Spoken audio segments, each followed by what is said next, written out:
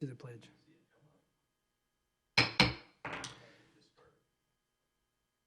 Good afternoon and welcome to the Tempe City Council regular council meeting for May 27th, 2020 here at the Harry E. Mitchell Government Center.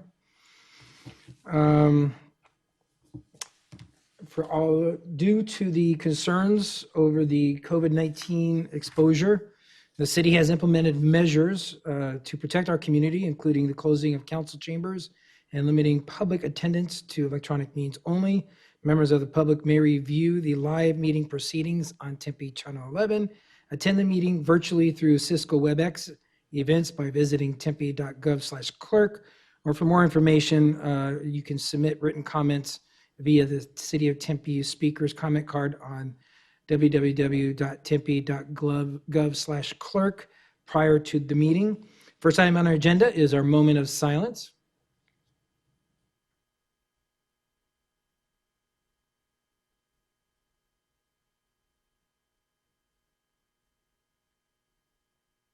Next, I would ask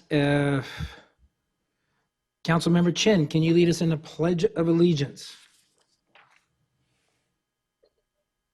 Thank you, Mayor. Yes. I pledge of allegiance To the flag to the flag of the United States of the United States of America and to the and to the republic republic which which stands with One nation, one and nation, under God, under indivisible, with indivisible, liberty and justice for all. justice for all. I am so glad that we are not singers. Okay. With that, I will now turn it over to the meeting minutes. Vice Mayor Cubey. Thank you, Mr. Mayor. I'd like to move approval of 3A, approval of city council meeting minutes, which are none, and 3B, acceptance of board, commission, and committee meeting minutes 1 through 12. It's been moved by Vice Mayor Cubey. Is there a second? This Anybody? is Jennifer, I'll second. Seconded by Councilmember Adams. All those in favor? I'm going to do a roll call vote. Councilmember Navarro, you with us? Councilmember Keating? Yes. Councilmember Chin? Aye. Vice Mayor Cubey? Aye. Councilmember Arredondo Savage? Aye. And Councilmember Adams? I vote aye as well, with Councilmember Navarro Aye, I vote aye. voting aye as well. Thank you, Joel. With that, we'll move on to the mayor's announcements. We do have, just for everyone's notice, that the Tempe Board and Commission and Committee vacancies and appointments per the City of Tempe Charter. The council will be voting to approve the Board and Commission appointments as part of the regular meeting agenda. This appointment is listed under item 5A1. With that, I'll turn over to City Manager. Do you have any announcements, Mr. Manager? Thank you. Good afternoon, Mr. Mayor, members of council. I have a very brief announcement regarding the city's plans for the reopening of facilities. In case members of the public had not already heard, our tentative plan right now is to open or begin opening facilities that have been closed since March on June the 15th.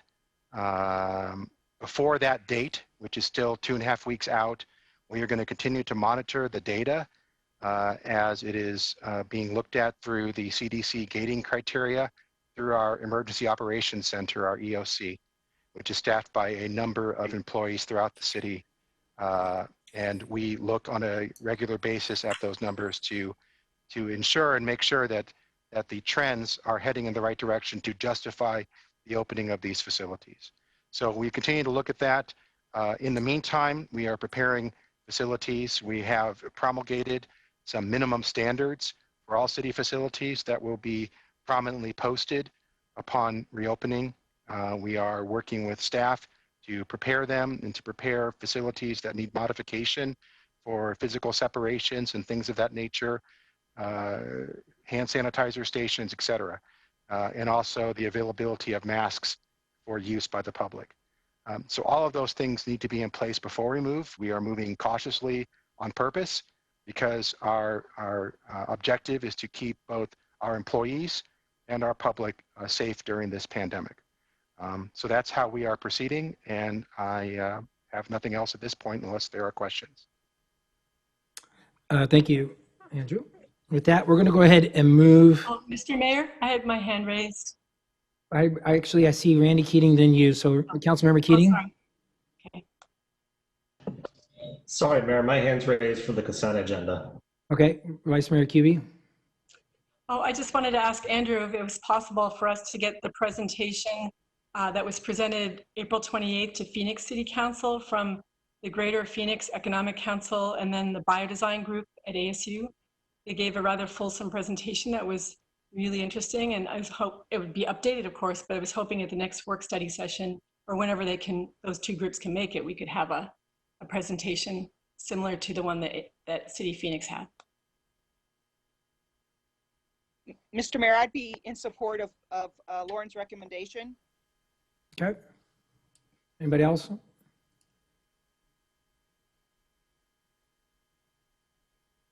Is only anyone else in support of that recommendation?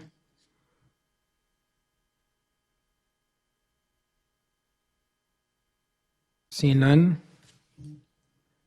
we'll go ahead and move on to the consent agenda as read.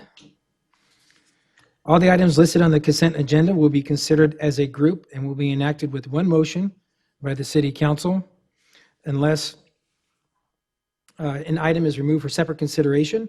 Members of the public may remove public hearing items for separate consideration. Public hearing items are designated by an asterisk. Council members may remove any item for separate consideration or to declare a conflict of interest. If a council member would like to declare a conflict at this time, the city clerk will provide the council members with a disclosure form based from www.tempe.gov/home/show document for additional information. The public may submit written comments via the Tempe Speaker's comment card on tempe.gov/clerk, or you can email via the council communicator at tempe.gov.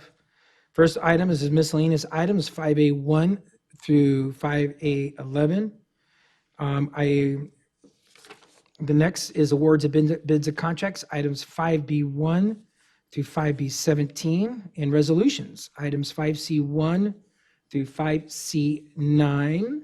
I have some hands up, but first, before I go to those hands up, I would ask if we can pull item 5A6 for separate consideration as staff is recommending denial of the liquor license. And then I would also like to pull items 5B6 for separate consideration as staff has changes to the fiscal impact language. And then now I will turn to Councilmember Keating.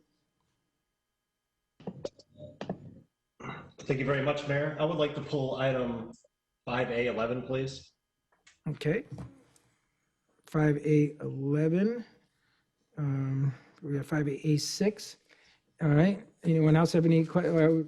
We have Robin, then we have Lauren, and then Jennifer. All right. I'll go to Vice Mayor Kuby. I'd like to remove 5A1. 5A1. All right. Thank you, Mr. Mayor. And then we have Councilmember Adams. So I wanted to pull 5A11 also. Okay, we already had that pulled from Yeah. Councilmember Keating. Okay, anybody else? Seeing none, I will look for a motion to approve the consent agenda as read, with the exception of 5A1, 5A6, 5A11, and 5B6. So moved. It's Second. moved by Councilman Navarro, seconded by, is that Lauren. Councilmember Adams or Vice Mayor Kuby? QB. Mhm. All right. I'm going to do a roll call vote. Councilman Navarro,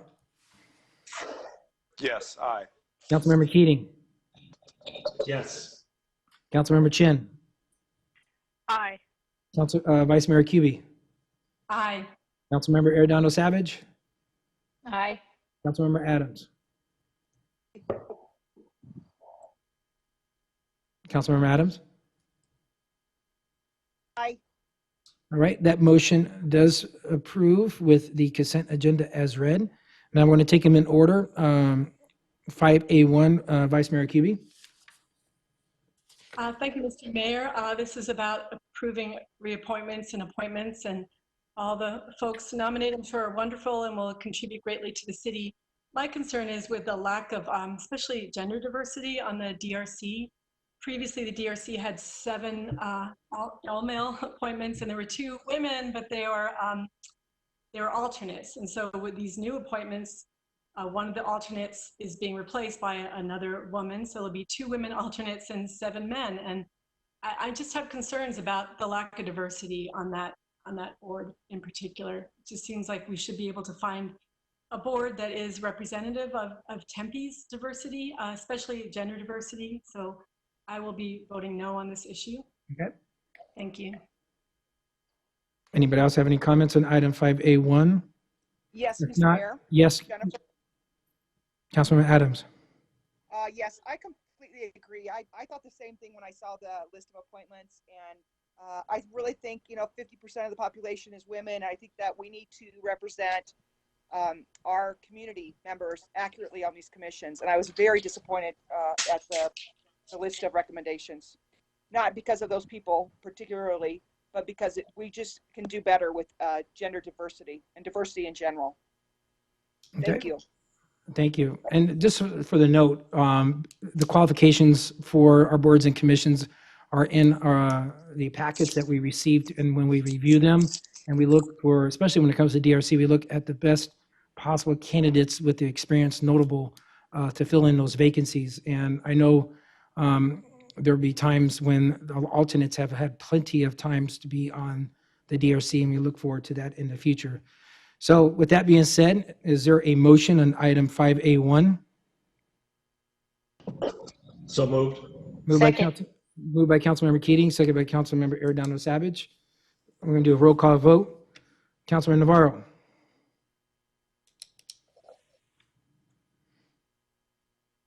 Councilmember Keating. Yes. Councilmember Chin. Aye.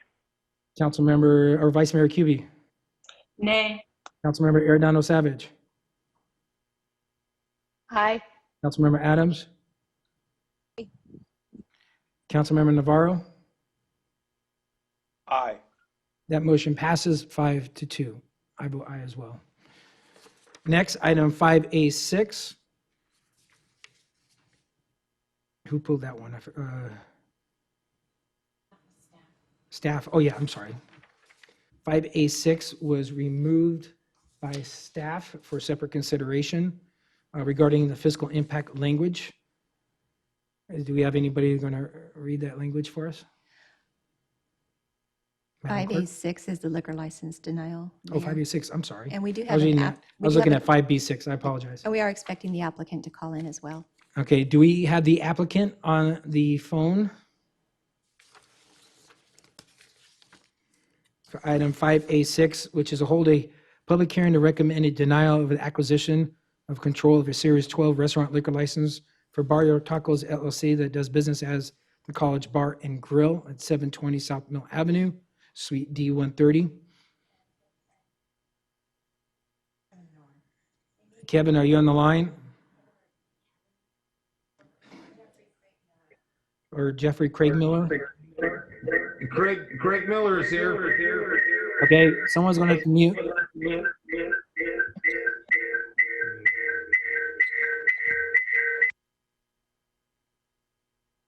Greg, you have to turn off your speakerphone. We only have the.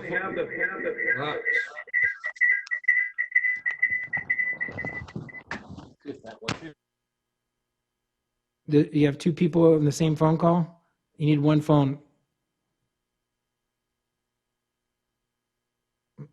Greg, are you there? Craig Miller, are you there? Hello. Okay, that's better. Can anybody hear us? Yes, we can hear you. Oh, thank you, sir. Sorry about that. We're having a few technical difficulties. But we're all here now. Kevin is here. Ian is here. Myself, Craig Miller is here. And we also have Pete Faulkner. Pete Faulkner. Did you get that? Okay. Okay, go ahead, Craig. Okay, my name's Craig Miller. I'm with Arizona Liquor Industry Consultants. We are helping out the Barrio Tacos LLC. There's been some problems with that location. There was an ownership change, and I'll let them explain that. And then when it went to do a third ownership change, they came to us, and we've been helping them file through all their paperwork to make sure we get the ownership straightened out and corrected with the Department of Liquor, because some members had gone away, and then the owner that you'll talk to in just a minute had gone to another consulting group, and they had some issues and didn't get their stuff filed. But we'll let them go through each of the people involved in it, and then I can speak afterwards, if that's okay, Mayor. That sounds good. Thank you, Mayor. Hello, Mr. Mayor. This is Kevin Knorr, one of the owners of the House of Tacos, starting to try and do business as College Bar and Grill. Thank you for your guys' time, and I'd like to just spell my name, Kevin Knorr. Last name is N-O-H-R for the record.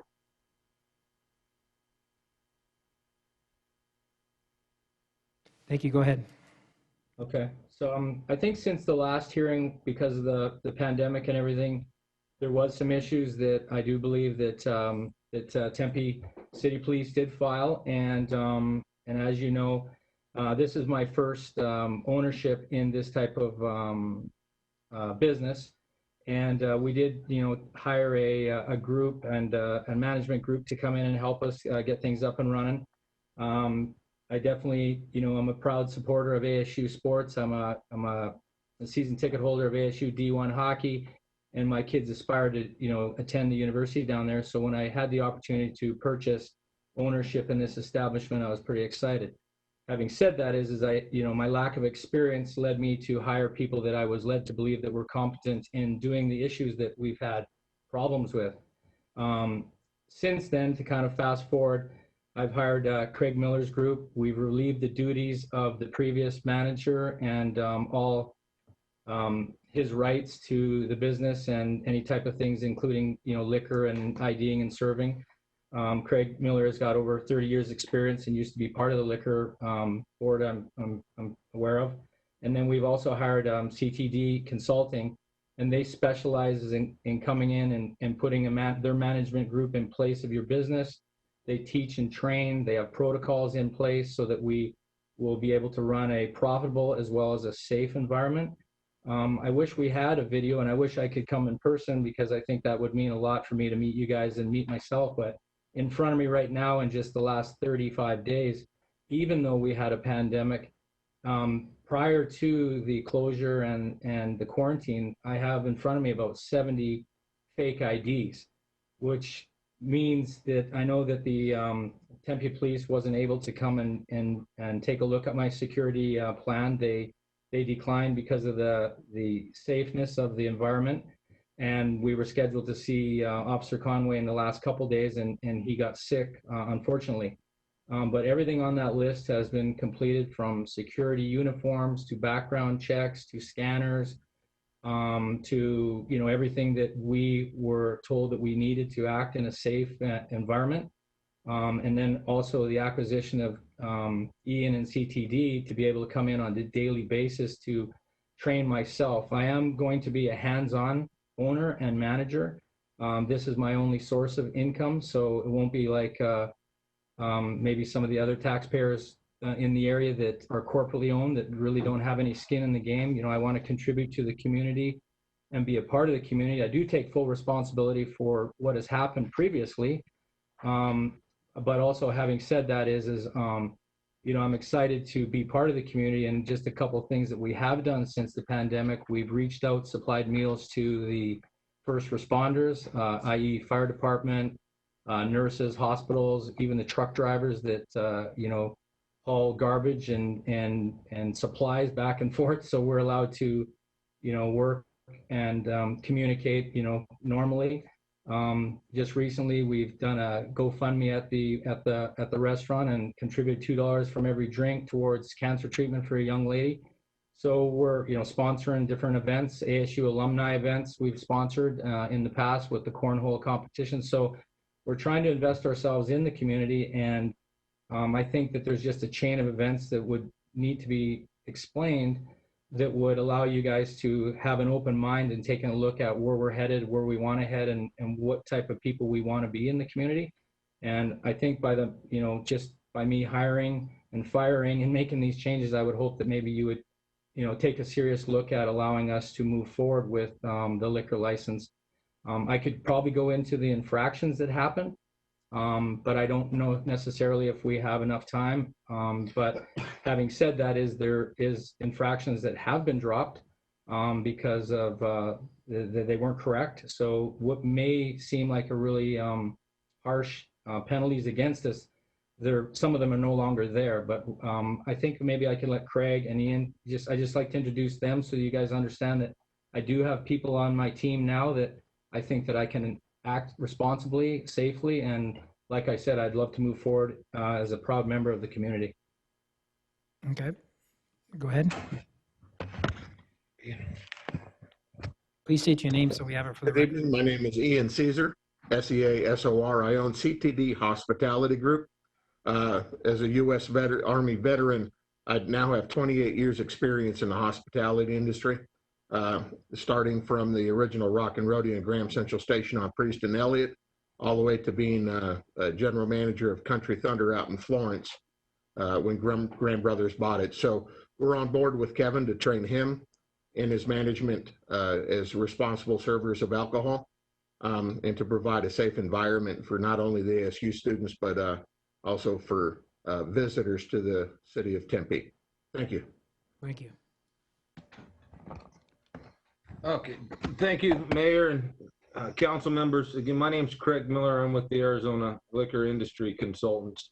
We specialize in assisting licensed locations with filing proper paperwork, making sure everything's in order. And with this one, there was, 3 ownership changes throughout the years that had not been completed and up to date.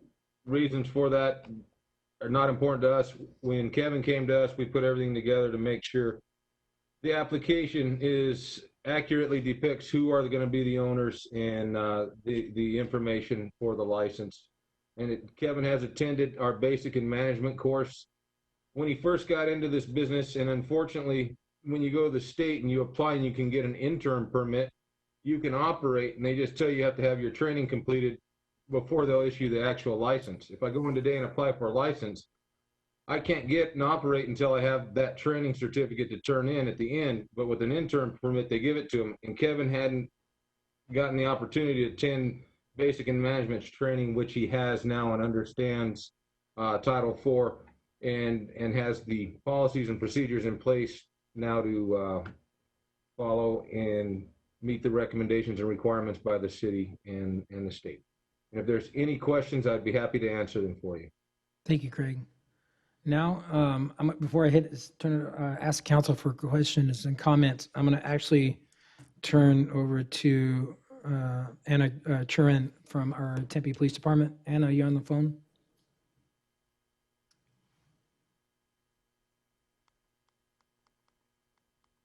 You all right?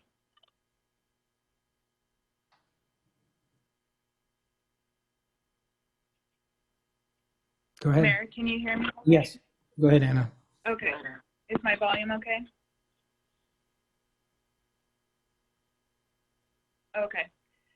Good evening, Mayor and Council. My name is Anna Churn. I'm the licensing specialist with the Tempe Police Department. One of my responsibilities is to conduct the background investigations and all the incoming liquor and specialty licenses for the city of Tempe. I work closely with Arizona Department of Liquor to ensure the adherence to Title IV is maintained by all the city of Tempe businesses and licensees who deal in alcohol. And our top priority is to ensure public safety. I have a short PowerPoint to share with Mayor and Council that will provide an overview of my investigation and the reason for our recommendation. Starting with slide 1, we know we're here for Barrio Tacos LLC, doing business as College Bar and Grill. This application is for an existing Series 12 restaurant liquor license where they're applying for an acquisition of control and an agent change. Second slide, Tempe PD is recommending denial of the license based on the information available that we had at the time.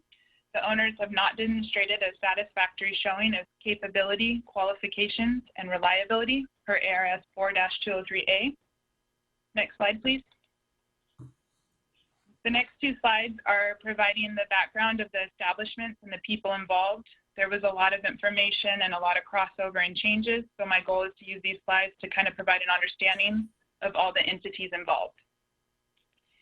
So slide number 3 shows you the history of the current College Bar. If you look at the arrow pointing to the left, College Bar and Grill at 502 South College, that was the old College Bar and Grill. It opened approximately December of 17, formerly known as the Mad Hatter, and it closed in December of 19. The arrow pointing to the right is House of Tacos at 740 South Mill. That is the old House of Tacos.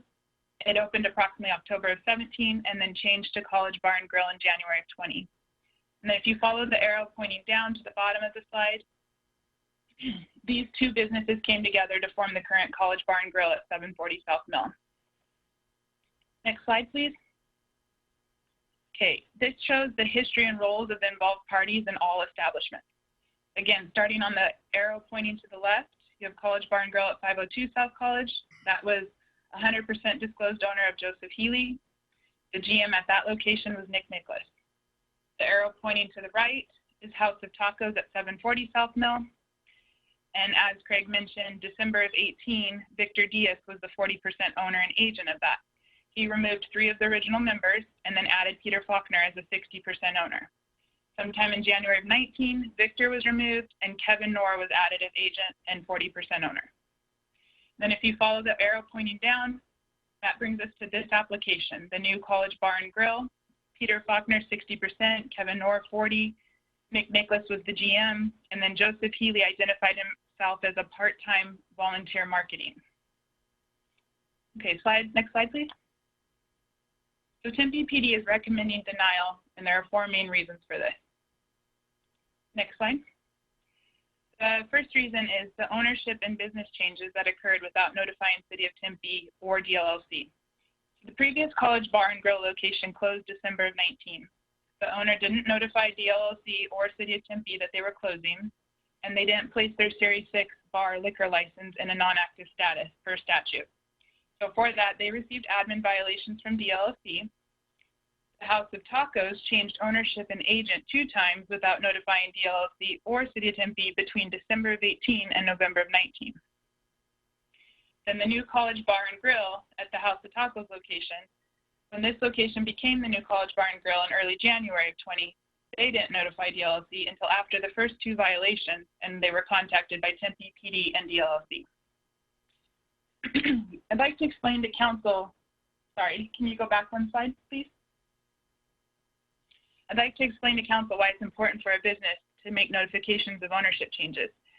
Both DLLC and Tempe PD are required to complete a background investigation on the new owners to ensure they've proven that they're capable, qualified, and reliable to own and run a liquor establishment. Due to this industry having risk and liability and its own title of laws, the purpose of this background is for these departments to determine that the new owners have met that burden of proof. The ultimate goal is public safety. Another thing that's great about this is the notification allows both agencies to start a dialogue with the new owners in regards to their experience and knowledge in the industry. Without that outreach, there's no chance for either department to provide support and resources to ensure that business is going to be ran safely and legally. Next slide, please. The second reason is there were 3 series of events occurring between February 20th or February of 20 to March of 20. All 3 of these events included admin and criminal violations. They were the same type of violations, and they occurred with the same general manager present. Quickly, I'm going to give you an overview of the 3 incidents. On 2/14, a bartender was cited criminally for failure to properly check ID and furnishing to a minor. After that incident, Tempe PD provided information on the next bar safety and liquor law class. It was held on 3/4. No staff from College Bar were present or registered for the class. Next slide, please. On 2/22, there were violations by the general manager. 3 underage persons were located on site. when the business's primary purpose was the sale, dispensing, or consumption of alcohol. The investigation revealed that the GM knowingly allowed the underage people inside his business. Text messages were found between the GM and an underage patron showing his knowledge of the violation, as well as aiding the underage patron from evading the police when we were present. The GM was cited with 2 counts of allowing underage person on licensed premise, and then the underage patron was cited as well for 3 charges, and the business was cited with admin violations. This action proves that the GM had a total disregard for the law, even with officers present. Next slide, please.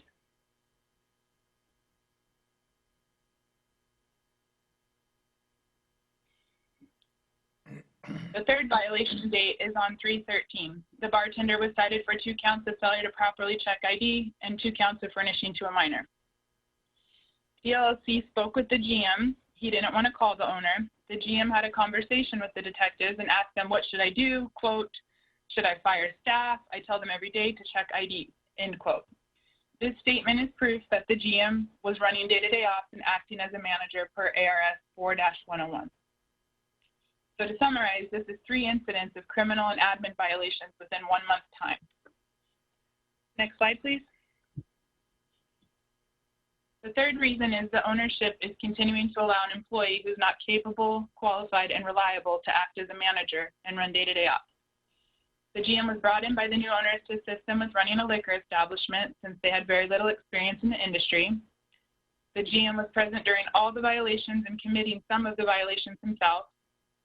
The GM has initiated the majority of communication with DLLC, Tempe PD, and City of Tempe staff even after the violations. The GM is lacking in trustworthiness and reliability to run a safe and legal business. When the violations occur, the GM has asked law enforcement on more than one occasion what he should do. And then the GM and owner of the old College Bar have a consistent history of not complying with administrative processes with the DLLC and City of Tempe. Next slide, please.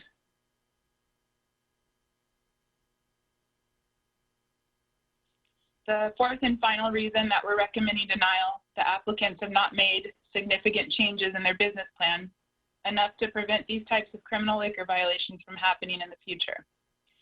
The only business plan changes that PD was made aware of after the 222 violation was during a meeting on 226. The owner, Kevin Knorr, Mr. Knorr, advised that he would make a policy that all employees would have to use the ID scanners. But this still led to them selling to a Cub on 3/13. After that incident, they fired a bartender and said they would stop live entertainment. Although these changes have not been witnessed by Tempe PD or DLLC since the COVID pandemic has altered the business operation, it is concerning that the owner was not already making this a requirement to use the ID scanners, since per ARS 4-241, verifying age and identity records and retains a record of the person's identification on that particular visit is required. In addition, the comment by the GM during the 222 incident is alarming. The GM sent text messages to the underage patrons saying their scanner is relaxed, quote. This policy should have been in place when they first opened. So after the 3 incidents where violations were found, this business has not made sufficient efforts to train, change business operations and/or operators, but instead has continued to allow the same GM to act as a manager running day-to-day ops.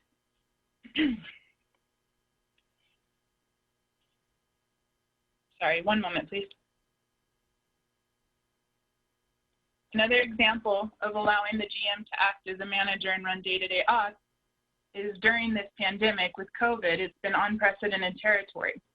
And the people who've been in the liquor industry for 20 years or many years for that matter were coming to us in DLLC with a lot of questions about logistics and laws. The questions that we received from this business on 2 different occasions came from the GM and not the owners. And this shows that he had managerial control, and the owners were still allowing him to do this even after committing those liquor violations. Next slide, please. So just to review, Tempe PD's recommendation is of denial. There's still a sufficient level of doubt about the competence, experience, training, knowledge of liquor laws, trustworthiness, capability, and reliability of the applicants and the current employee acting as manager to make sure they conduct a safe and legal business that involves this type of liquor available for sale and service under Series 12. Arizona DLC will be protesting the issuance of this license, and Tempe is also recommending denial. If you have questions, I can answer them now. Brandon Siebert, the Tempe Fire Department, has also provided recommendation, and he can speak further on that. Great, thank you. Is there any questions from the council regarding Mayor. what Officer Attorney mentioned? Yes, Councilman Navarro. Yeah, just with this timeline and with the presentation, and I believe it was it Peter Faulkner that did the presentation? I can't recall. When did Peter take ownership, and when did they address all these problems? I'm getting two different information. Seems like in timeline. Can someone address that? Sure, I'd be glad to. And then Craig, if you guys need to address it. So as far as when Peter took ownership, I just know that it was sometime in December of 18. He owned it with Victor. And then in January of 19, Mr. Knorr came on.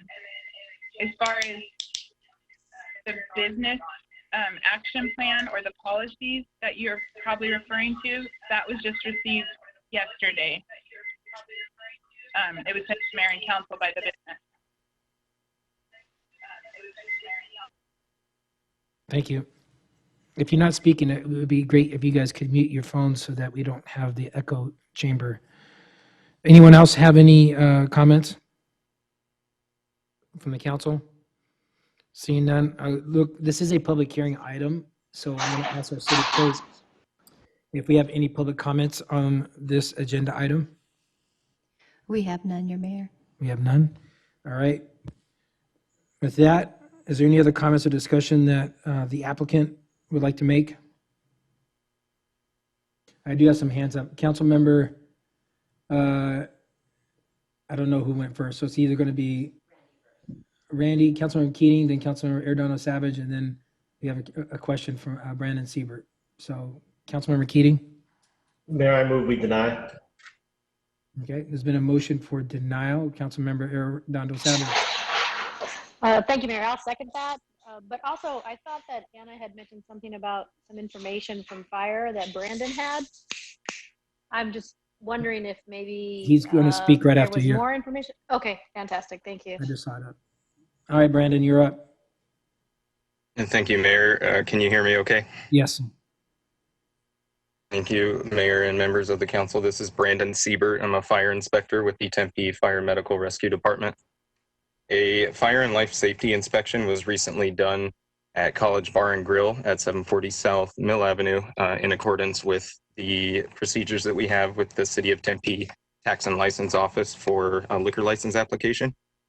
Based on the amount and severity of open fire and life safety code violations, as well as a documented history of non-conformance, the Tempe Fire Medical Rescue Department is recommending conditional denial of the liquor license.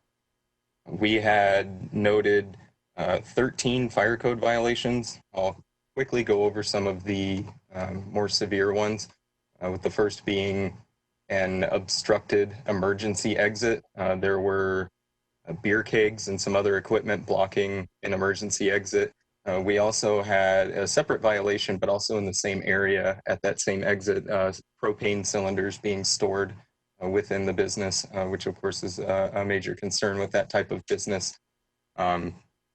The kitchen hood system was past due, significantly past due for its fire suppression system service, as well as its grease cleaning, with cooking fires being the #1 cause of fire in the United States. That, of course, is a big concern for us. On top of that, the mechanism for activating the hood fire suppression system was completely obstructed as well. And among the other violations, even the fire extinguishers nearby were obstructed, and several other smaller violations. One point of note is that during a previous fire inspection for the liquor license at College Bar and Grill, at their other location, which Anna Churin mentioned on College and Veterans Way. I did going through research. It appeared that the majority of the fire code violations which were noted recently pertaining to this recommendation, those violations were actually also in existence at the previous location.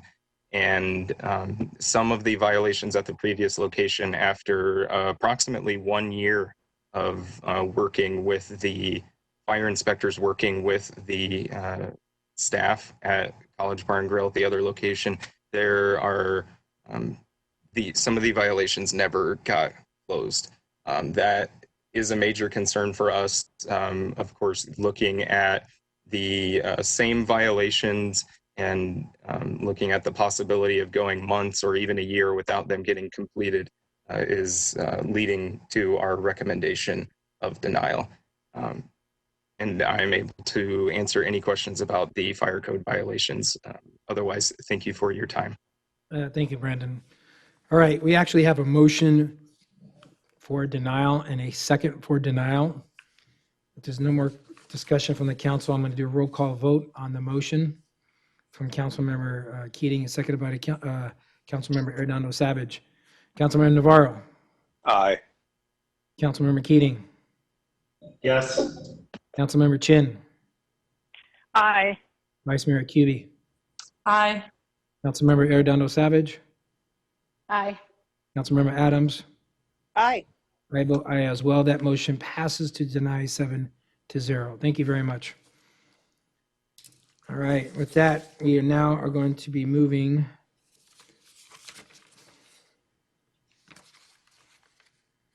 to 5A11. Oh yeah, 5A11. I was looking for my notes. 5A11 is to approve a settlement agreement and any related documents between the City of Tempe and WNDG Holdings LLC dated May 27, 2020 to settle the matter of Maricopa County Superior Court. Councilmember Keating. Thank you very much, Mayor. I pulled this item because a member of the public had requested it. And I felt, some of the emails that came in today were, I just wanted to address some of the issues that have been brought up by members of the public as well. Okay. One of the main concerns that we saw in some of the correspondence we received today was the idea that, the voices in this neighborhood were not being heard with the situation that we're in today. And I kind of wanted to push back on that a little bit because let's remember that the DRC recommended we reject this. Staff recommended that we reject this, and the council did reject it unanimously not too long ago. So, the idea that we're just pushing something through, regardless of what the citizens want, just isn't based too strongly in reality. Another one was that this is going to be a precedent for businesses with money to kind of scare the council to say, you know what, you don't like our project, well, we're going to sue you, and then make us kind of go their way. And that's certainly not the case. I mean, we've denied projects all the time for a multitude of reasons. The one reason why this one was originally denied was because of the character of the character area that it was going in. But the fact of the matter is that this was zoned for this use. Now, if they wanted to put in a marijuana dispensary or a pawn shop or something like that, we certainly have a lot more leeway to deny this. But under our system and under most Western systems since the Magna Carta, there is a strong protection for property rights, and individuals, when they buy a piece of property, have a reasonable expectation that they can use the property the way that it was coded to be used. So the situation has definitely changed in that, I think the council made a good faith effort to try to get something else there. And at the end of the day, the applicant had decided that this was something that we were going to litigate. And we know that the litigation would be very expensive. I think they were seeking $2.5 million plus attorney's fees at what amounts to essentially a crapshoot. And in these days of COVID-19, and as the world is careening towards a global recession, if not depression, we are going to talk over the next month or two about severe cuts we have to make in the city of Tempe, programs we need to roll back, spending and projects that we need to either cancel or put on hold. We've already laid off 500 individuals. We're talking about laying off more. I mean, these are going to be people that the city, we rely on, our police officers, our firefighters, the professionals at City Hall that make it possible to run the city in a way that has 84% of our residents very pleased with. So, I think that, the most important job in elected office is public safety. The second most important job in public office, I believe, is good stewardship of taxpayer funds. And I feel like this touches on both of those issues, because not only would gambling that 2.5 or whatever it was $1 million on an inside straight draw, be a terrible stewardship of our taxpayer dollars, but the resulting cuts we would have to make as a result of that gamble would most definitely hit things like public safety and programs that are popular in the city, such as Arts in the Park. And we're still catching up from the last recession as far as park maintenance and road maintenance goes. And any one of us that was in the last campaign can tell you these are the issues that Tempeans are really holding up right now. So this wasn't the first time that we're going to have to make a leadership moment here, right? We're going to have to decide, do we do the easy thing? That's the popular thing, seemingly the popular thing, though I'm not convinced if you polled a majority of our residents, more than a small amount would say, yeah, go ahead and roll those dice with my money.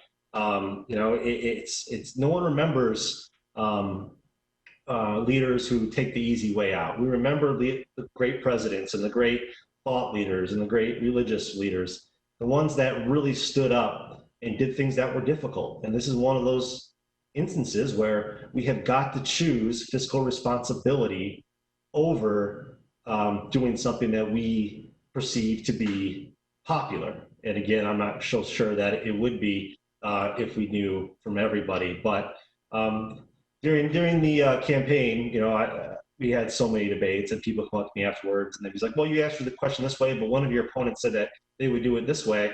And I always had the same answer. I'd be like, look, campaigning is easy, right? Governing is hard. Pandering is easy. Leading is hard. And we were all elected here to show some leadership. And I was happy to vote against this project the first time around.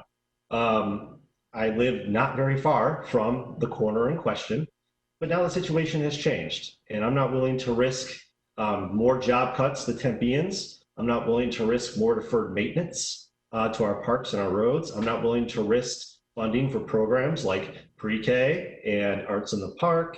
And I haven't mentioned human services that we're going to have to make cuts to in a time really when we need expanded human service offerings. So to me, this is kind of a no-brainer. And I wanted to put it on record because, like I mentioned, a citizen did ask that we pull it, because it's important that we explain in thoughtful ways why we're doing something that somebody may not like.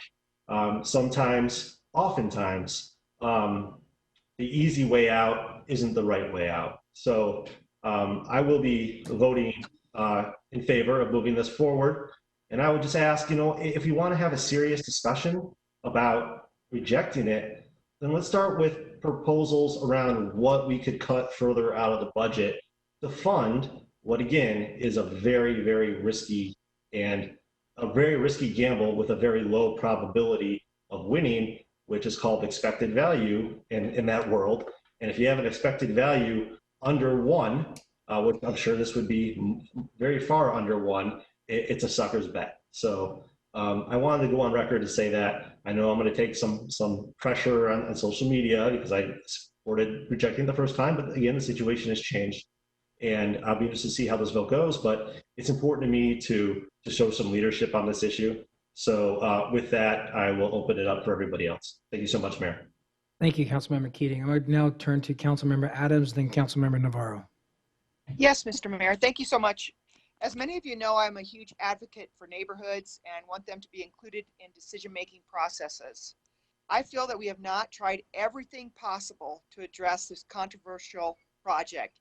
As a result, I will be voting no on the Valvoline project this evening. Thank you, Mr. Mayor. Okay. Councilmember Navarro, and then Councilmember Arredondo Savage.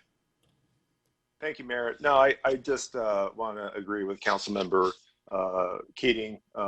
His presentation was spot on, in my opinion.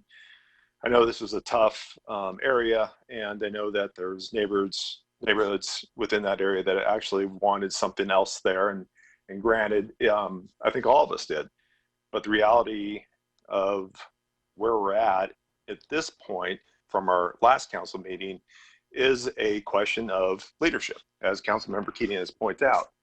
And I think that when you look at the cards, so to speak, you can see that we stand in a very bad position to win in a case, and then in addition to that, having the development being built anyways. In my opinion, that's just another layer to the insult, so to speak, if we don't leader this the proper way. So with that being said, I also want to say that we do take pride, I know this council, I know I do, in making sure that we take care of our neighborhoods as best we can. And there are difficult decisions that we have to make, and this is one of them. We do our best to try to provide the resources and services within the area. I speak with South Tempe. I've lived in South Tempe for many of years, and I do understand.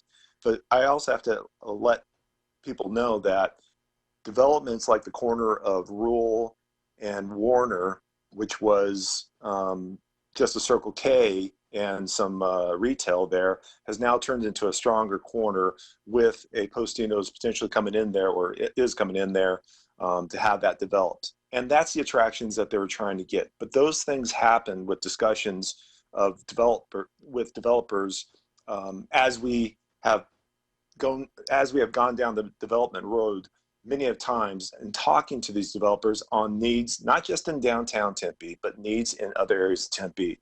And these are the discussions that the council members have had with many developers to make sure that we try to get the best product as possible.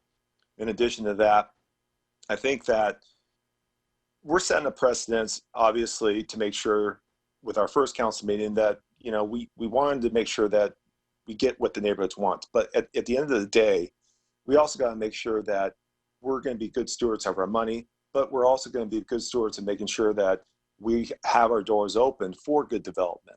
And I'm not saying that this is something that the area wants, but it sends a message to other developers about what type of business the city of Tempe is doing. And I think that we got to be smart about this. I'm going to be supporting this. My vote's going to be a yes vote.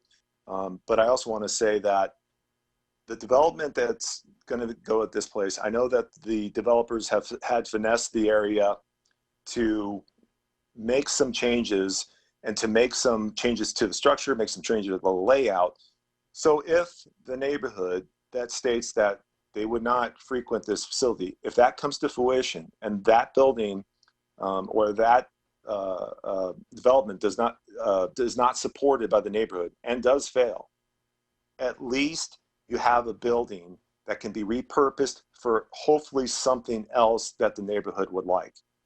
So it's a challenge to the neighborhood, but it's also a challenge to the developer too. And I want to say that the developer has shown some goodwill to make those changes to maximize the potential if that business does fail. But they are absolutely, in my opinion, have every right to build a Valvoline at that corner as it's zoned for. And it's just hard for me to take this council down a road knowing that we're going to lose, in my opinion. And I think Councilmember Keating said it, when we're in a time like we are, we can't be, you know, sitting and messing around with taxpayers' monies to gamble on something that we know, in my opinion, is not going to pan out well. So I just want to speak that to you guys, the council, and just let everyone know where I am at, and I will be supporting this vote. Thank you, Councilman Navarro. Councilmember Arredondo Savage, then Vice Mayor Kuby. Thank you, Mayor. I certainly do appreciate the opportunity. And I know, and I definitely agree with Councilmember Keating and Navarro and many of the words that they said. And I think how difficult this is, you know, for the council and the community. And we all want what's best, not only always for the neighborhoods, but also for our property owners too, and our developers, and, you know, trying to find a happy medium moving forward. As I think Randy mentioned, you know, Councilmember Keating mentioned earlier, I mean, we did listen. We did listen to the neighborhoods. We got their feedback, their input, and I'm grateful for that. And we took that action. I mean, we took that action, and it was a unanimous action to not move forward with the Valvoline project. And, you know, now things are different. The timing is different. The risk of following through on a lawsuit and the knowledge that we have of the budget impacts because of COVID-19, you know, I am very concerned and feel even more responsible to make the best fiscal decision for this community moving forward. And I know that's going to be hard and a difficult thing, but looking at the bigger picture, you know, I truly believe it's the right thing. The one thing that I would ask, Mayor, would it be possible, as I know within this settlement, there were some concessions in regards to the design and implementation of some different things like setbacks and things to that effect. Would it be possible for staff or somebody from community development to just go through what those changes were so everybody realizes that there was a lot of discussion? I appreciate the staff, you know, going to bat to get some of those ideas and suggestions from the DRC, from the public, and incorporate it to prudently make the very best project moving forward. So along with my other two colleagues, I will be supporting yes, but I think it'd be really great to publicly understand what some of those concessions were. And again, I know that our residents are super smart, you know, they're wise, they're informed, and they're really engaged, and hopefully they'll be able to see the bigger picture here.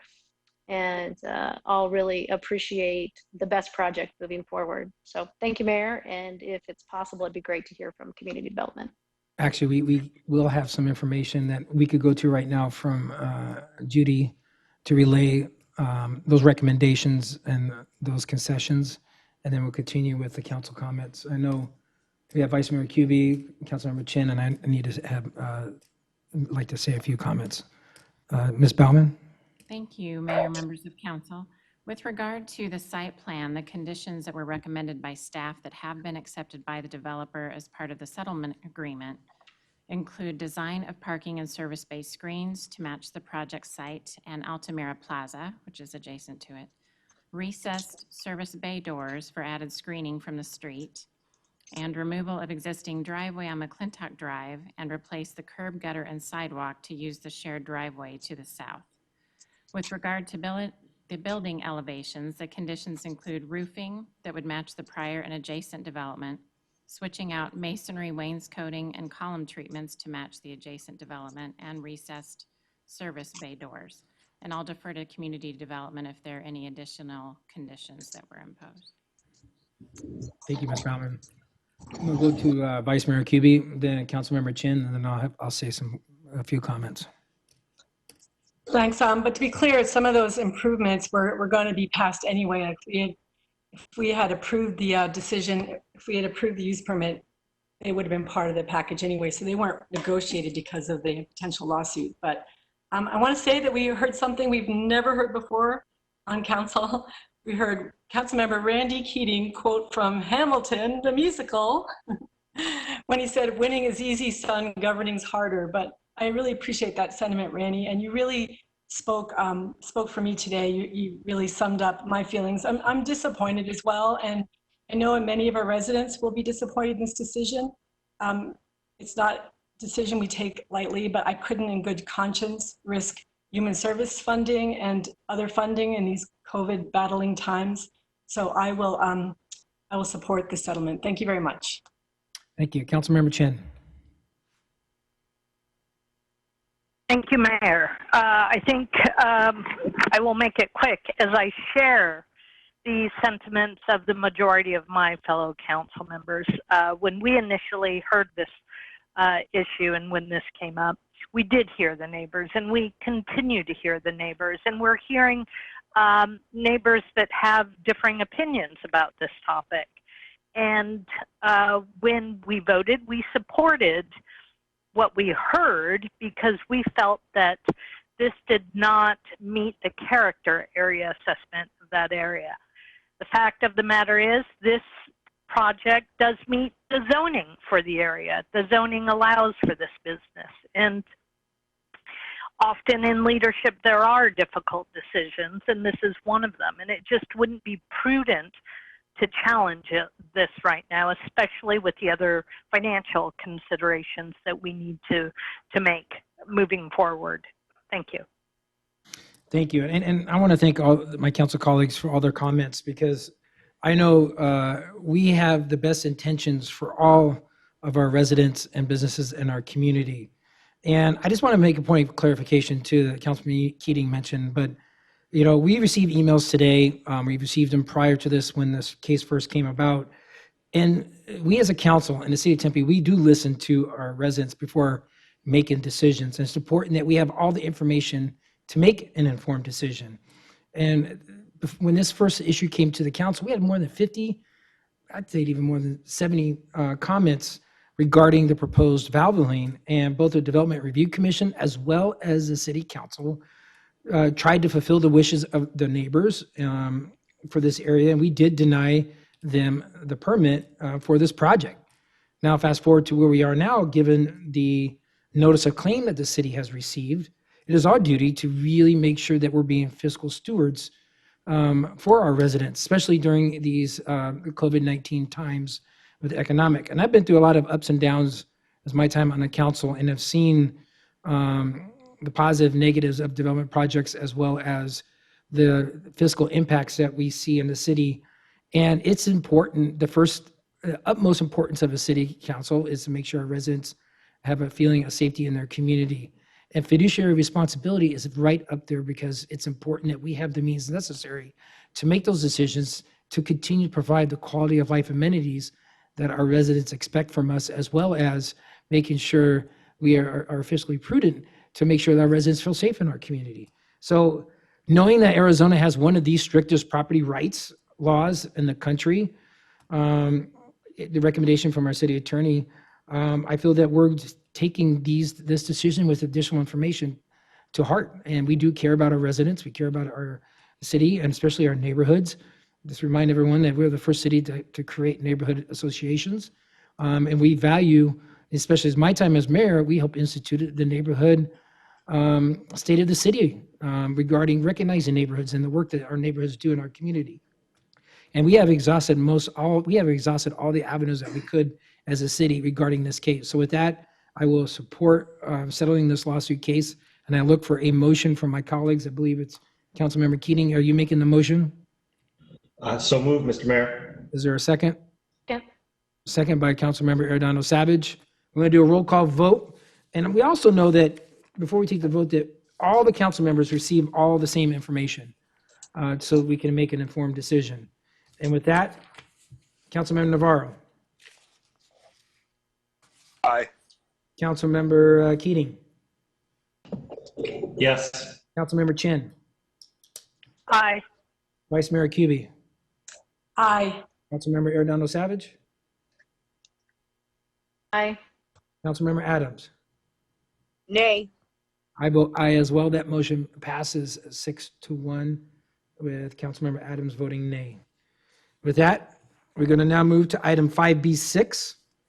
5B6 is to award a 3-year contract with up to 2 1-year renewal options for the Hatch Company for the purchase of Hatch OEM calibration, maintenance, and repair and equipment, reagents, chemicals, lab supplies, instruments, software, and placements parts.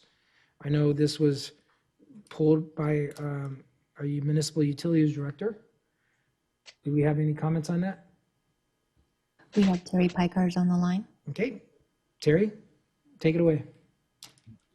Good evening, Mayor and council members. I'm Terry Pikars, Municipal Utilities Director. The correction to this request for council action is the inclusion of the appropriate fund number, 31,000 for the Water and Wastewater Fund, and the inclusion of cost center number 3041 for the environmental laboratory budget, which were not included in the original version of the RIF cut. The correct language of the financial impact portion should read, the total cost of this contract will not exceed $500,000 during the 3-year contract period. Sufficient funds have been appropriated in the Water and Wastewater Fund, 31,000, cost centers 3013, Johnny G. Martinez Plant, 3014, South Tempe Water Plant, and 3041, Environmental Laboratory, for the anticipated expenditures in the current fiscal year. Contingent upon council budget approval, sufficient funds would be appropriated in these cost centers for fiscal year 2020-2021. Thank you. Thank you, Terry. Anyone have any questions, or is there a motion for item 5B6? Mayor, I make a motion for approval. It's moved by Councilman Navarro. Is there a second? I second it. Seconded by Councilmember Adams. I'm going to have to do a roll call vote. Councilman Navarro. Yay. Nay. Or I'm sorry. Yay. Councilmember Keating. Councilmember Keating. Councilmember Chin. Aye. Vice Mayor Kuby. Aye. Councilmember Arredondo Savage. Councilmember Arredondo Savage. Unmute. Councilmember Adams. Aye. Councilmember Keating. Yes. Councilmember Arredondo Savage.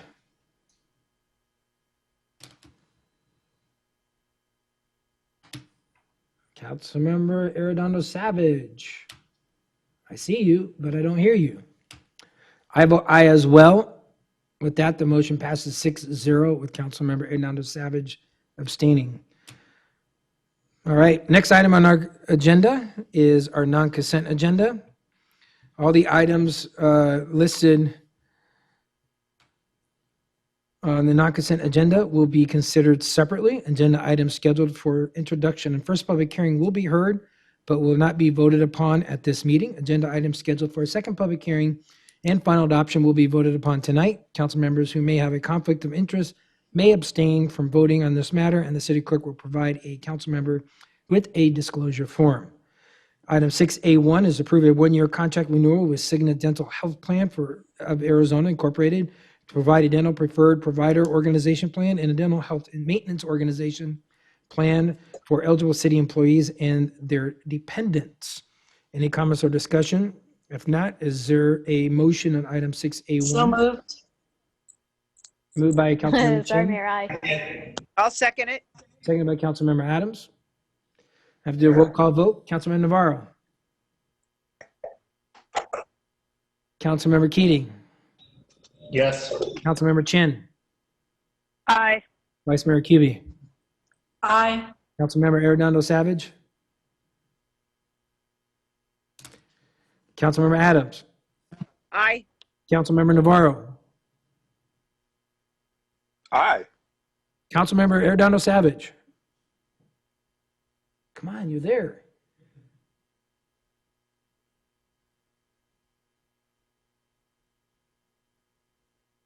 Can you text Alex? I just got a text from Robin. Her Wi-Fi is down at her house. Councilmember Arredondo votes aye. I vote aye as well. That motion passes 7-0. Next item is item 6A2 is approve a one-year contract renewal with Sun Life Financial to provide stop-loss insurance for the city's self-funded medical plan. Is there any comments or discussion? Or is there a motion on item 6A2? I'll make So a moved, motion. Mr. Mayor. Oops. Moved by Vice Mayor Kuby. Is there a second? I'll Second. Second by Councilman Navarro. I'm going to do a roll call vote. Councilman Navarro. Aye. Councilmember Keating. Yes. Councilmember Chin. Aye. Vice Mayor Kuby. Aye. Robin. Councilmember Arredondo Savage. Aye. Councilmember Adams. Councilmember Adams. Aye. All right, I vote aye as well. That motion passes 7-0. If you can, we can get through this. Everybody unmutes their phone. Item 6A3 is award of construction of contract to B&F Contracting Incorporated on the on-call street light pole replacement. citywide project located at various locations around the city. Is there any comments or discussion or emotion under item 6A3? I'll make a motion to approve. Moved by Councilmember Second. Adams, seconded by Vice Mayor Kuby. Councilmember Navarro, roll call vote. Aye. Councilmember Keating, Yes. Councilmember Chin, Aye. Vice Mayor Kuby, Councilmember Arredondo Savage. Aye. Councilmember Adams. Aye. That motion passes 7-0. Next section of the non-consent agenda is ordinance and items for introduction and first hearing. These items will be heard, but will be read and introduced tonight, but no vote will be taken. The second hearing for these vote items is scheduled for June 11th. Next, item 6B1 is to introduce and hold a first public hearing to adopt an ordinance for a code text amendment for medical marijuana amendment consisting of the change to the zoning and development code to eliminate the current maximum of 25,000 square feet size restriction for medical marijuana cultivation facilities in Tempe. The applicant is CJK Incorporated, does business as Hannah Meds. The second final public hearing is scheduled for June 11th. Is there an applicant available? Mayor, I don't have information on the applicant. We do have some public input. Okay. We don't have the applicant, but we do, so we'll take some public input on this item. Ms. Reese? Mayor, I have several comments to read into the record. First is from Ashley Statler. She writes, I am the Human Resources Director at one of the medical marijuana cultivation sites here in Tempe. I am also a cardholder patient. I relocated from Kingman for this position. I support this amendment to help provide more jobs to people here in Tempe. Next item is from Val Knight. And Val writes, I am the Chief Compliance Officer employed by one of the medical marijuana facilities located in the city of Tempe. I relocated to Tempe for this position with my company. I am a resident and a medical marijuana patient. The passing of the code amendment of medical marijuana would be very beneficial to our community. There would be more jobs available and more tax dollars poured into the city of Tempe. Next item is from Richard Longo. Richard writes, I am a resident of Tempe and I support the approval of Amendment 6B1. I recently relocated from Connecticut to take a management position in the cannabis industry and plan to live and vote in Tempe for the foreseeable future. Given the times we are living in now, I fully support the growth of any small business in my community that will create jobs and increase the tax base. Next item is from Javier Montoya. Hello, my name is Javier. I've worked in the MMJ industry for over 5 years. I am in support of the approval for 6B1, as I feel it would only have a positive impact on the community from many aspects: tax money for the city, consistent and regulated medicine for patients, and numerous job opportunities for not only the MMJ industry, but any business that may help maintain the facility or supply equipment or materials. Next, we have John Elliott. And John writes, I am the owner of industrial property in Tempe, Arizona that currently has vacancy and is listed for lease to licensed medical marijuana operators. Tempe, Arizona property listing has been active but unfulfilled for 6 months, and while the site has been shown to multiple licensed medical marijuana operators, the 25,000 square foot size limitation seems to be keeping these potential tenants from leasing the site. A medical marijuana tenant could yield a significant premium compared to other potential tenants. Site could potentially see an investment of several $1 million in improvements if we can attract a tenant to lease the site. Upon a successful lease with a marijuana tenant, the site could provide up to $25,000 annually to the city of Tempe in rental taxes. And he closes by saying, I strongly support approval of the proposed code amendment, item 6B1. Next, we have Megan Hickerson. Megan writes, as a resident of Tempe, Arizona, I would like to voice my support of the growth and expansion of medical marijuana cultivation, as it has been beneficial to the economy, provides jobs, and allows for better availability of quality medication for the patients who benefit from and depend on it. Last item is from Dustin Kirkman. And Dustin writes, I support the medical marijuana program in Tempe, Arizona as both a resident and a patient. I believe it has the potential to create more jobs and bring the city more revenue. And that's all we have, Mayor.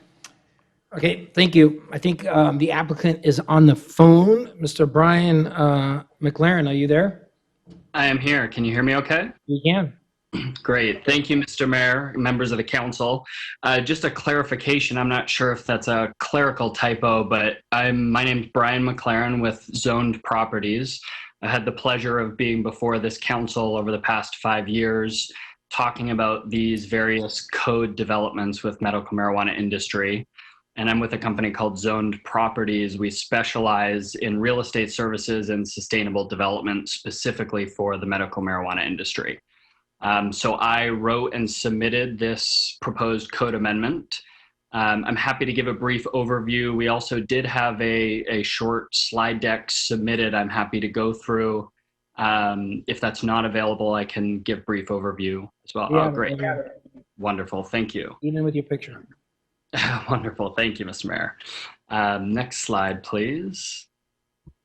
Just overview of what I'm going to be speaking about. I want to voice my support for all members of the Tempe community. I've been an active member of the community for the past 15 years as a resident, a student, an ASU alumni, and for the past 6 years working on this medical marijuana industry.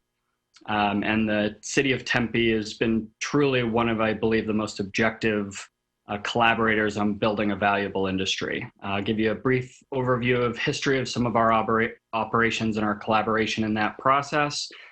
Go over a very simple proposed code text amendment that we are discussing this evening, and take a look at the benefits and value of that code text amendment. Next slide, please. So again, as I mentioned, we've had a long-standing history. I've been involved in this industry in many capacities for the past 6 years here in Tempe, and have worked across the entire country. And when I say that staff from the planning department to the police department to the Development Review Commission and this council have been objective in finding this value that's right for both the local businesses and the local community, that is a very genuine comment. I've worked across 10 plus states in this industry, and it is getting better over time, but I feel like Tempe did really pioneer that objective and true conversation. Very much appreciate being a member of this community. Next slide, please. So the general overview here is again about balance, finding what's right for both the local community and for local businesses. I would urge you to take a look at our website at zonedproperties.com or our social media. What we really tried to pioneer is this approach that we call community-based cannabis. And in that process, it's about finding, again, that balance. It's a difficult industry to develop some of these projects in, but collaborating with both local regulators, staff, and businesses, we believe can create that winning balance. And I have seen that over the past 5 to 10 years, even before I arrived in the medical marijuana industry here at Tempe, has taken that process. Little background on us and myself. We are a member of the ASU Real Estate Council. We've been a donor of multiple ASU research organizations, including the Sustainability Consortium, as well as the Real Estate Council for the past several years. We do own a property at 410 South Madison Drive that is an active and long-standing licensed medical marijuana operation. We are just the property owner. We lease that out to an operator. And we have been involved actively in the process of really the evolution of this medical marijuana code in Tempe and in other communities across the state of Arizona.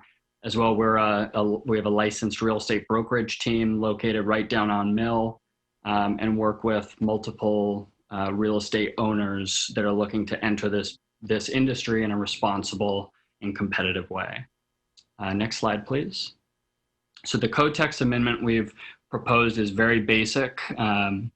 We're just looking at eliminating a strike through of a single line item in the current code that would remove the 25,000 square foot size restriction for medical marijuana cultivation facilities, which include processing. I just want to emphasize that that does not have any impact on the public-facing retail locations. These are just the cultivation facilities that support the supply of product that's prescribed to patients through those dispensaries. We did a little background research on peer and neighboring municipalities around Tempe in collaboration with staff. And I was present and did listen in on one of the recent code text amendments submitted by Harvest, and see a lot of value in the same approach in trying to align Tempe's code in a responsive way that mirrors both state, county, and other peer municipalities. Next slide, please. We did receive approval from the Development Review Commission on April 28th. I understand we received approval from the Neighborhood Advisory Commission as well on May 6th. And again, just always appreciate the voice of the community and trying to provide as much information anytime we submit these type of proposals. Next slide, please. Quick overview of some of the values we believe this code text amendment can bring to Tempe. The industry is definitely increasing in demand and size. I know several council members had made a few inquiries. We provided some data and information on a one-pager to staff. If that has not circulated yet, we can certainly make sure it does before the second hearing and vote. But what I'm finding as a real estate professional and as a property owner, lots of the licensed responsible medical marijuana companies that are building up this industry in a very positive way, they want to come to cities like Tempe that have a great base community, that have a responsible and objective code and regulatory process that they can follow in growing their business. And the history of this code that we see today, so I was involved back in 2015 and 16 when we started to build that code that actually we were the ones that proposed the 25,000 square foot limit, and that philosophy of crawl before we walk, walk before we run.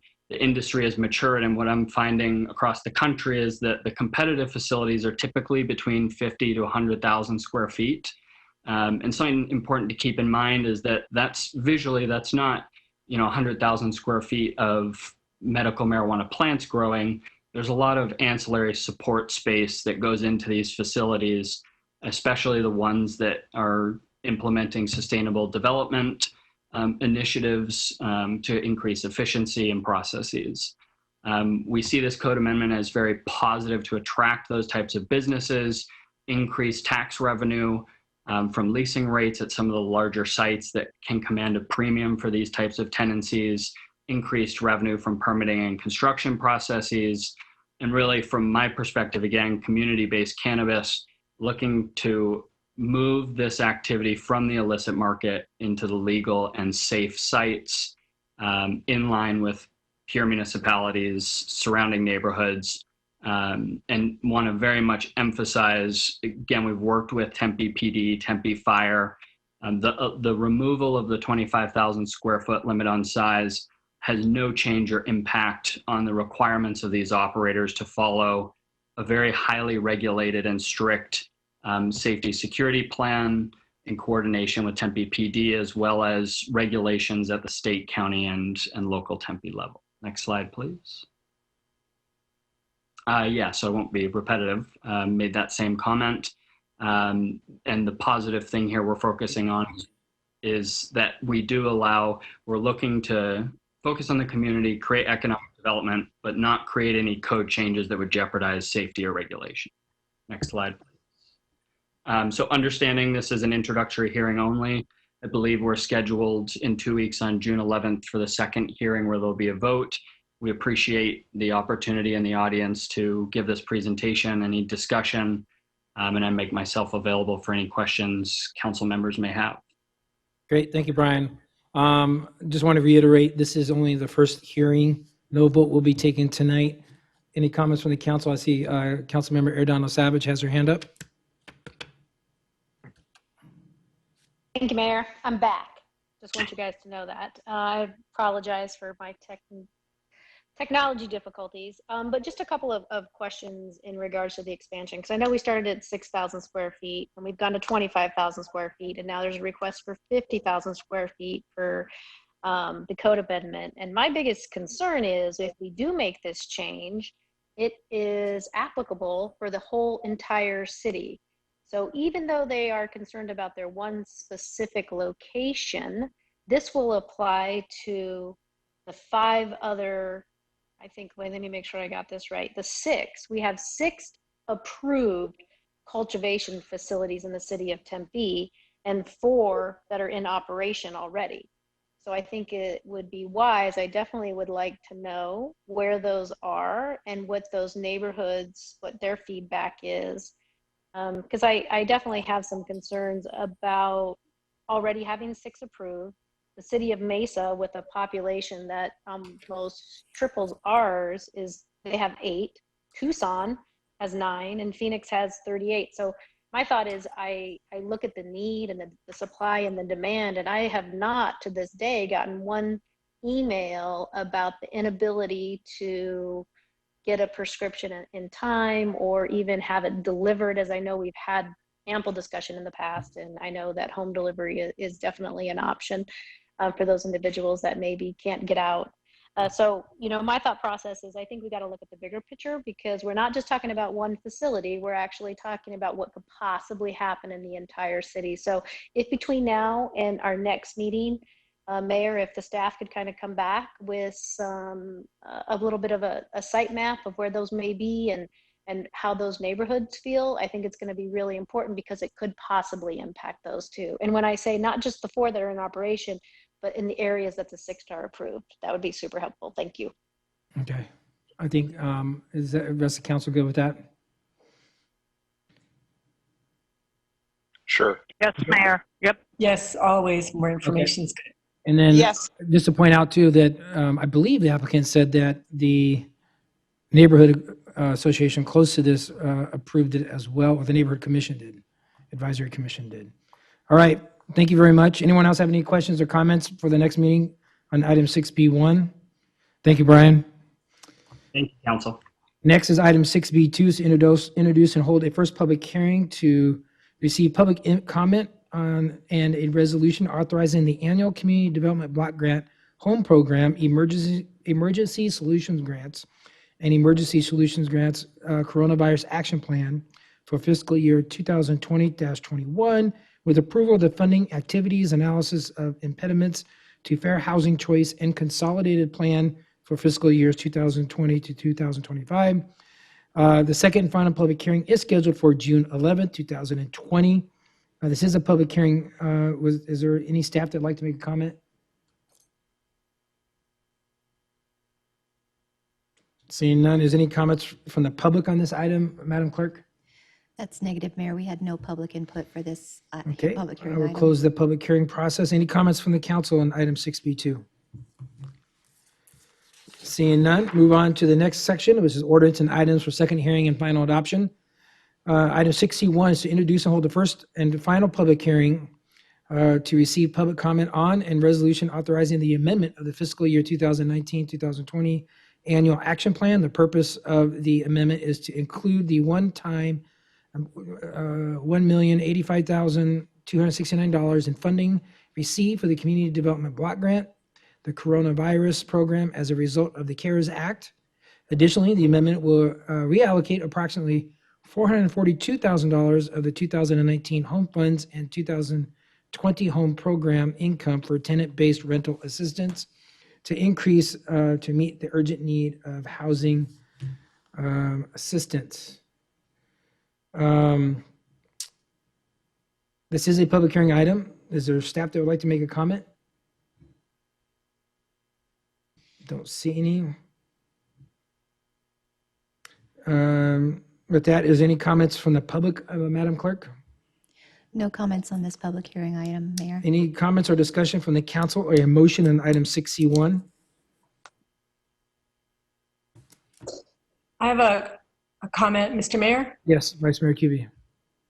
I just wanted to ask that, to ask if council, if it's okay with council, could we ensure that this information is communicated to the public and where the money is being spent and maybe in a COVID update, or just, you know, delineate it more so people understand where the CARE Act money so far is being Sure. distributed? I'm good with that. Transparency. Everybody good? Yes. Okay. All right, moving forward. Is there a motion on item 6C1? Moved. Moved by Councilman Navarro. Is there a second? Second. Second by Councilmember Keating. I'm going to do a roll call vote. Councilman Navarro. Aye. Councilmember Keating. Yes. Councilmember Chin. Aye. Vice Mayor Cubey. Aye. Councilmember Arredondo Savage. Aye. Councilmember Adams. Aye. I vote aye as well. That motion passes 7-0. Next item is our current events and council announcements agenda items. We don't forget, we have 2 more meetings right after this one. Councilmember Navarro. Do you have any comments or announcements? No, I don't. Councilmember Keating. No, thank you, Mayor. Councilmember Chin. None for me, Mayor. Thank you. Vice Mayor Cubey. Yes, I have one announcement, and there'll be a PowerPoint slide.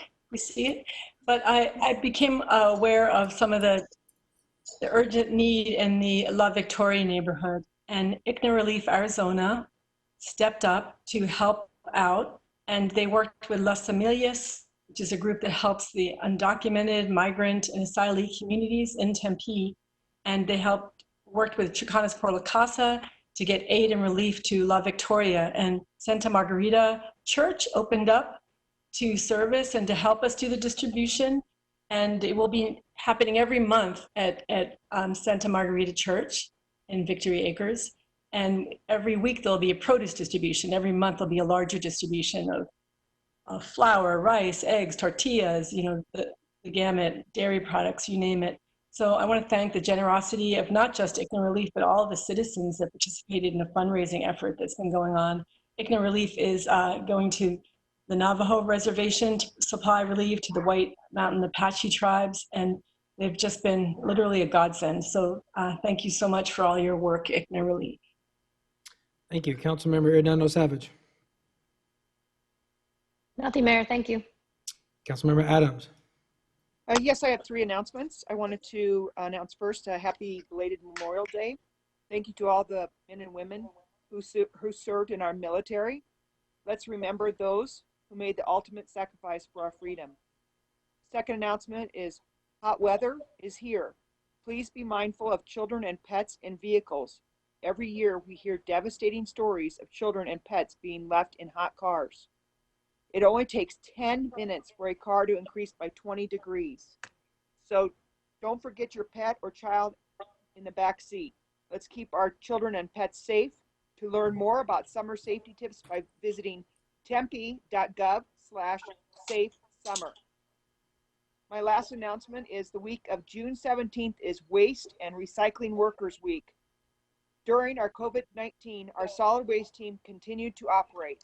They worked hard to collect trash, recycling, bulk trash, and green organics.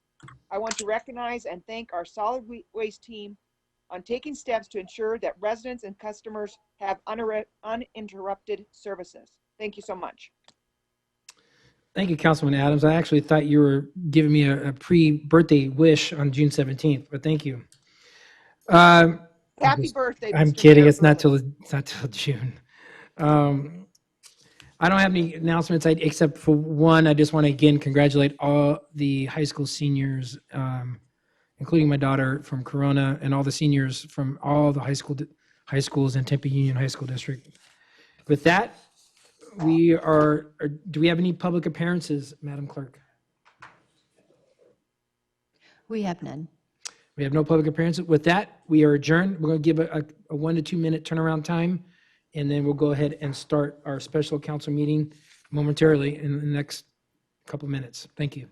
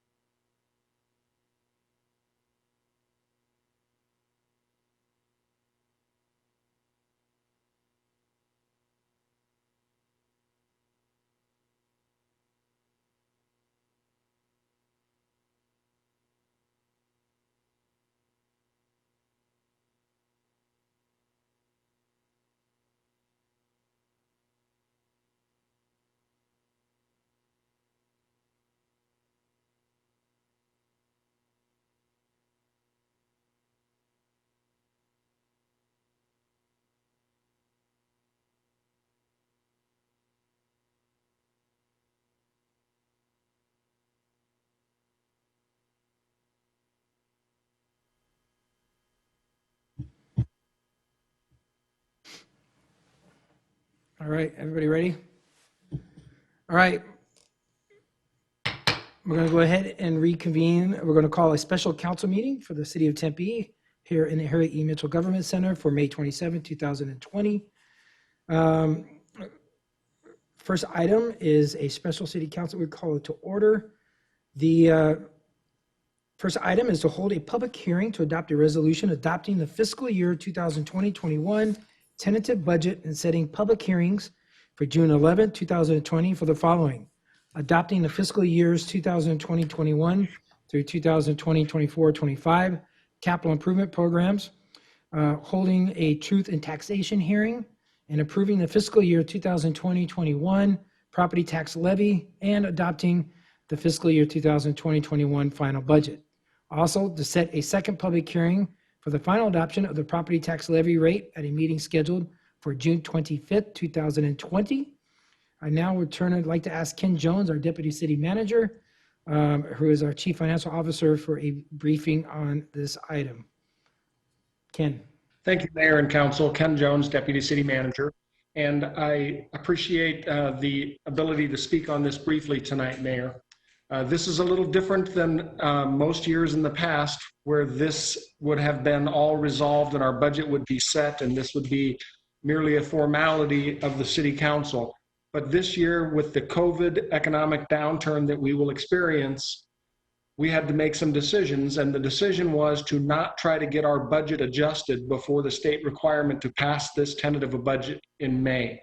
So instead, what the budget that you're seeing tonight is the budget that would have been in place had we not anticipated the downturn in revenues. And the reason we're doing that is because the state allows us to set a budget that's higher than we expect to spend and reduce it later, but you can't increase your budget during the year. So we are asking that the City Council approve this tentative budget, which is current year's budget plus those increases that are inevitable related to laws and contracts and things like that. We're asking you to approve that contract, which will establish the ceiling of the city's potential spending for next year. There are still a lot of unknowns out there. Our department heads are working feverishly with the city manager's office and the budget office to propose reductions to our budget for next year, which will be presented to you in late June. And we will expect to approve those in either late June or early July. We also know that today the governor's office announced the distributions of CARES Act funding to the various cities. So we finally today have an idea of how much CARES Act funding we might receive, which will play into our budget decisions. So it seemed appropriate to present to you tonight the status quo budget for your tentative approval, knowing that adjustments will be forthcoming. And I'm happy to answer any questions. Thank you, Mayor. Thank you, Ken. Before I go to the council, Madam Clerk, do we have any public comments on this? No, we do not. We do not. Councilmember Keating? Thank you, Mayor. I just am appreciative that Deputy City Manager Jones explained what we're doing right now. And we don't know what we don't know, unfortunately. We have no idea quite yet what kind of cuts we're going to have to make. So I think this is an appropriate action that we're taking. And I was putting my hand up to move that we approve. Okay, we have a motion from Councilmember Keating. Any other comments? Is there a second? Second by Councilmember Chin. Councilmember Adams, you have your hand up. Yes, I just agree with what Randy said, and I feel very confident that we're in good hands with Ken Jones, looking at all these numbers, and I'm happy that we're looking at it and just taking our time making all these decisions. So we know what's going to, perhaps what our future will be hopefully in a few months. So thank you, Ken. Thank you. Councilmember Arredondo Savage. Yeah, thank you, Mayor. I just have a couple questions for Ken, even though we've had a couple conversations regarding the budget moving forward and kind of looking at this. And I think if for some people that don't really understand the concerns that I think you shared with us tonight, Ken Jones, in regards to creating a cap for the budget, but not necessarily knowing that we're not going to be able to sustain what we put forward. my thought is, do you have any concerns in regards to creating like false expectations? Because within that budget we see, even though we know that's probably not going to come to reality, that 14 of the departments had increases and there was a lot of new positions. I just don't want to create, like I said, false expectations moving forward. And then that would be my one question. And my second question is, how are we? And I'm very confident in our department, our department heads. Our staff, I think you guys have done a phenomenal job of really putting your heads together, trying to be as efficient as we possibly can, and pivoting on a dime when it was totally unexpected. I'm just kind of wondering, what are we talking about when it comes to those priorities as we move forward, and the things that we continually talk about when we talk about, health and safety, expansions, or things to that effect, or those things that you're going to be having some discussions about as we move forward.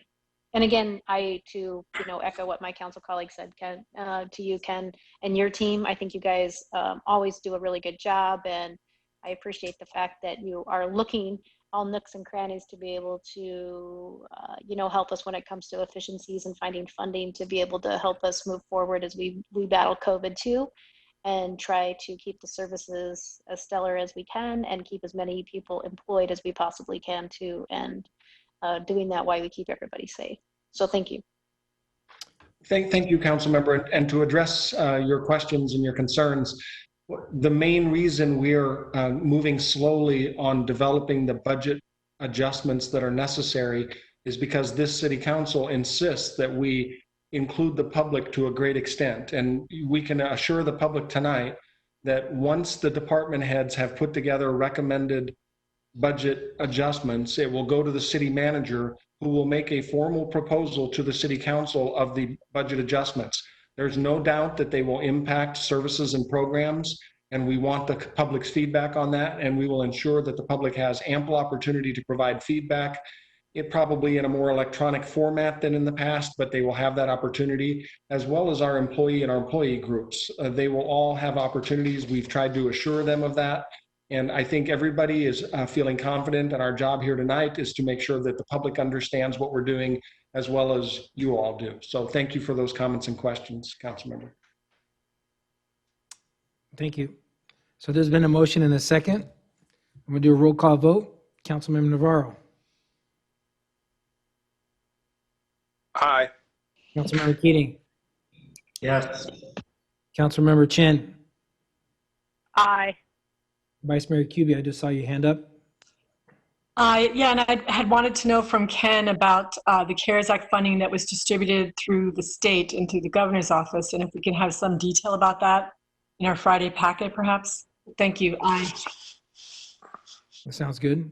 Councilmember Giordano Savage. Aye. Councilmember Adams. Aye. I vote aye as well. With that, that motion passes 7-0. This meeting is adjourned, and we're now going to turn over to our Rio Salado Community Facilities District Board meeting. Give me a second here. I need to.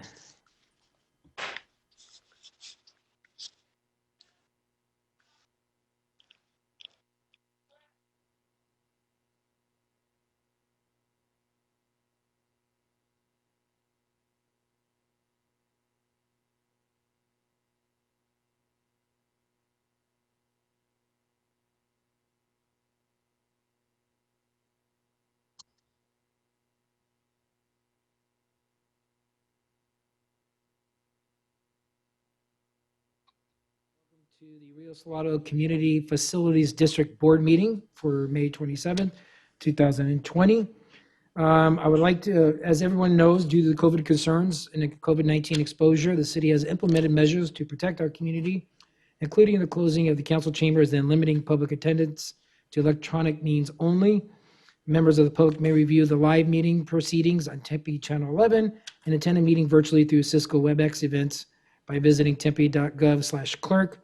And for more information, and/or you can submit comments via the City of Tempe speaker /comment card on the tempe.gov/clerk's page prior to this meeting. First item is to approve a Rio Salado Communities Facility District Board meeting special meeting minutes for May 22nd, 2019, and June 6th, 2019. Is there a motion? I make a motion, Mr. Mayor. It's been moved by Board Member Adams. Is there a second? Second. Second by Board Member Keating. I'm going to do a roll call vote. Councilman Navarro. Councilmember Keating. Yes. Councilmember Keating. Yes. Councilmember Chin. Aye. Vice Mayor Kuby. Aye. Councilmember Arredondo Savage. Aye. Councilmember Adams. Aye. I vote aye as well. That motion passes 7-0. Item number 2 is the second public hearing to adopt a resolution levying the annual assessment for the Rio Salado Community Facilities District Improvement Project Number 1, consisting of the acquisition, construction, and annual maintenance of certain improvements within the district, approving the tentative budget of the district for the fiscal years 2020 21, and setting the date for and ordering to give the giving of the notice of a public hearing to receive objections on the assessments and tentative budget. The public hearing is scheduled for June 11, 2020. Are there any comments from the public on this, Madam Clerk? We have no public comment at this time. I'll Mayor. close the public hearing. Is there any comments or a motion on item 2? So moved. Moved by Councilmember Keating. Is there a seconded by Councilmember Adams? I'm going to do a roll call vote. Councilmember Navarro. Aye. Councilmember Keating. Yes. Councilmember Chin. Aye. Vice Mayor Kuby. Aye. Councilmember Arredondo Savage. Aye. Councilmember Adams. Aye. I vote aye as well. That motion does pass 7-0. With that, with no other items, we are adjourned and have a safe week.